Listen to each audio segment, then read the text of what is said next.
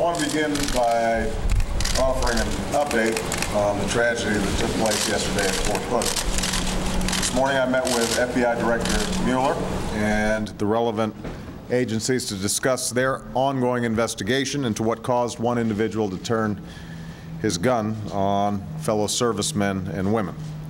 We don't know all the answers yet, and I would caution against jumping to conclusions until we have all the facts. What we do know is that there are families, friends, and an entire nation grieving right now for the valiant men and women who came under attack yesterday in one of the worst mass shootings ever to take place on an American military base. So from now until Veterans Day, I've ordered the flags at the White House and other federal buildings to be flown at half-staff. This is a modest tribute to those who lost their lives even as many were preparing to risk their lives for their country. And it's also a recognition of the men and women who put their lives on the line every day to protect our safety and uphold our values. We honor their service, we stand in awe of their sacrifice, and we pray for the safety of those who fight and for the families of those who have fallen. And as we continue to learn more about what happened at Fort Hood, this administration will continue to provide you updates in the coming days and weeks. Now, I would also like to announce that I just signed into law a bill that will help grow our economy, save and create new jobs, and provide relief to struggling families and businesses. The need for such a measure was made clear by the jobs report that we received this morning.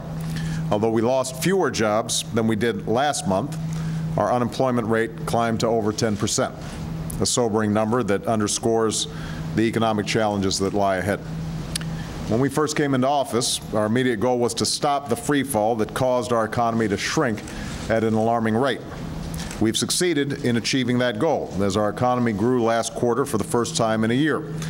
But history tells us that job growth always lags behind economic growth, which is why we have to continue to pursue measures that will create new jobs. And I can promise you that I won't let up until the Americans who want to find work can find work, and until all Americans can earn enough to raise their families and keep their businesses open. The bill I signed today will help folks do that while continuing to grow our economy. It's a bill that extends unemployment benefits for up to 20 additional weeks, with the longest extension for the hardest hit states. Already, these benefits have helped 16 million unemployed Americans, and now that I've signed this bill, an additional 700,000 Americans who are still searching for work will be able to sign up for an extension of those benefits immediately.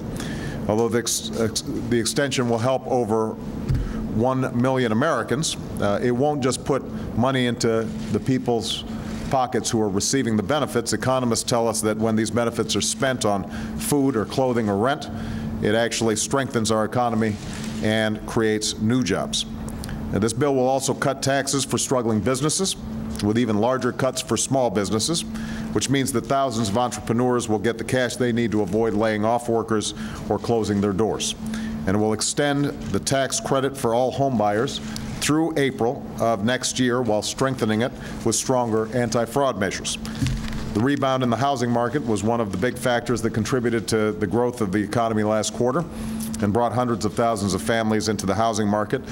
We want to give even more families the chance to own their own home. Now, it's important to note that the bill I signed will not add to our deficit. It is fully paid for, and so it is fiscally responsible.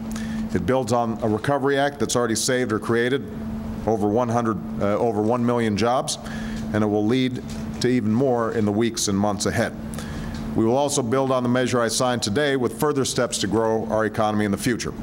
To that end, my economic team is looking at ideas such as additional investments in our aging roads and bridges, incentives to encourage families and businesses to make buildings more energy efficient, additional tax cuts for businesses to create jobs, additional steps to increase the flow of credit to small businesses, and an aggressive agenda to promote exports and help American manufacturers sell their products around the world.